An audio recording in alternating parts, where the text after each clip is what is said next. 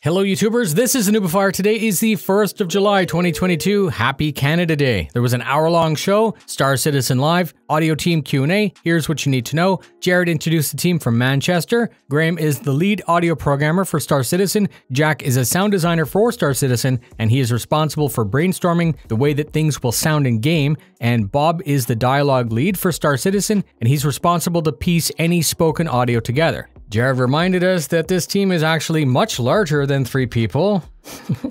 Questions were taken from Spectrum and from live chat. Claudius was demoed last CitizenCon, and it was described as a new tool that was being created to streamline the design process for the in-game audio creation.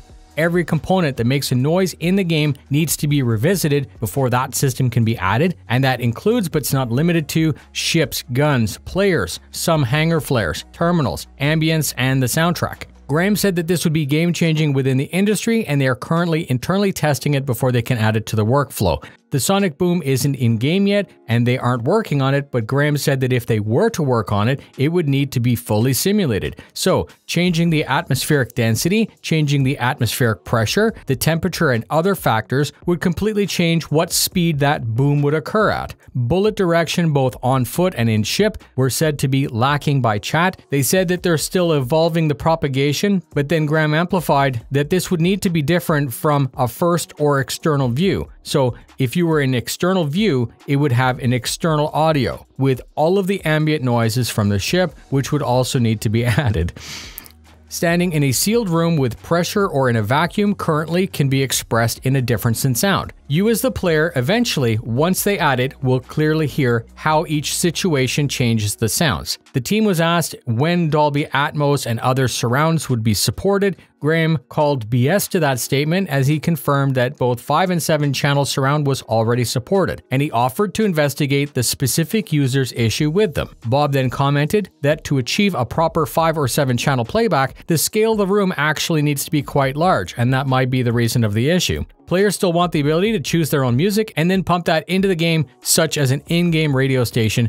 Jared simply mentioned the legal copyright ramifications and that they would need to fully investigate all of this if they were to add it to the game again. They want to add a rich set of songs that would be lore and fiction, fake lore bands, fake lore singers, and fake lore in-game chart-topping songs for our fake in-game simulated universe.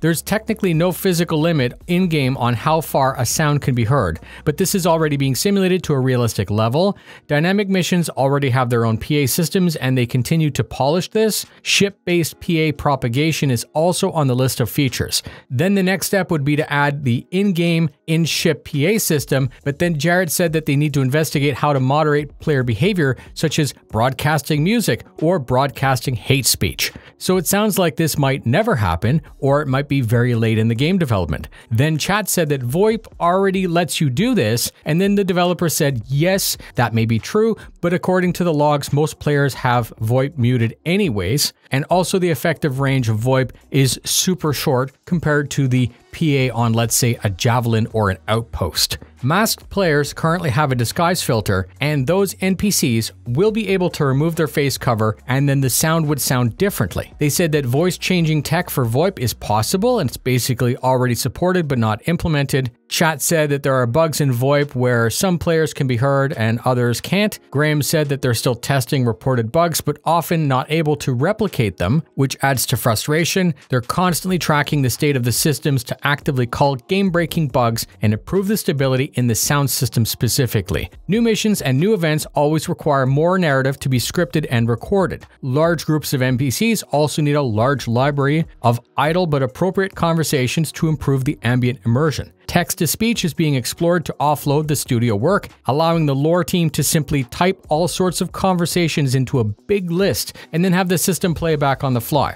This is gross. Some people asked in chat if the Foley studio would be responsible for the sounds that you would hear in the various washrooms in the universe once space pooping was added as part of the player actor status system. No one bothered to answer that, which is appropriate.